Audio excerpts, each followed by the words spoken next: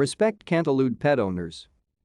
The April 21 Mirror front page article "Dog Waste Fight Leads to Threats." Jail time was of interest to many people in this newspaper's coverage area for an obvious reason, because the article focused on a problem that is too common here and beyond. Day in and day out, news media are consumed by coverage of major state, national and international events, but there are times when local issues are too relevant to ignore, even if they are far from being the most important news of the day. Today is one of those days, stemming from reporter Kay Stevens' April 21 coverage that, for many people, should have triggered an examination of conscience. From the start, it is important to emphasize that there should be no supposition that hatred of pets, or animals in general, is the basis for this editorial. To stay up to date with latest top stories, make sure to subscribe to this YouTube channel by clicking the button above this video. In fact, the Mirror and its staff members hold deep respect for humane societies and other organizations whose mission it is to find loving homes for animals, promote responsible pet ownership, work on behalf of proper respect and treatment of animals, as well as rescue abused animals.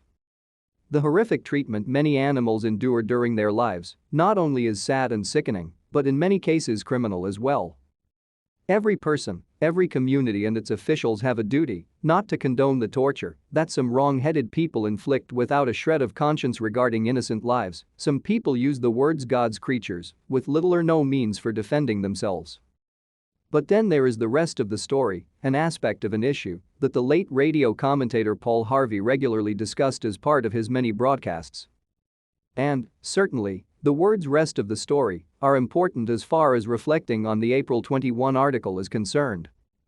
Consider that the wrongdoing that landed in Blair County Court and resulted in a jail sentence would never have occurred if respect had been in play on and before March 30, 2021, the date on which the dog waste-based incident occurred.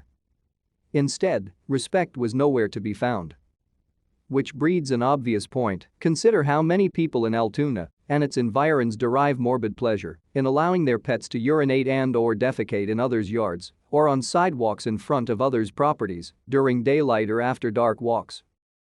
Many of the pet owners embrace the attitude that it is their pet's right to do so, as long as the owners purportedly clean up all of the waste, which it is virtually impossible to do. In many instances, it is people who take good care of their properties who are victimized by those owners. How many innocent property owners can attest to having been the object of obscene gestures and foul language when they've told pet owners that the animals were not welcome on their properties? Anyone who has seen animal waste littering public sidewalks, such as those in business districts, knows how repulsive that can be, including the flies and other insects feasting on the waste and then landing on passers-by. Then there are those who have no qualms about their pets soiling playgrounds or desecrating areas such as cemeteries.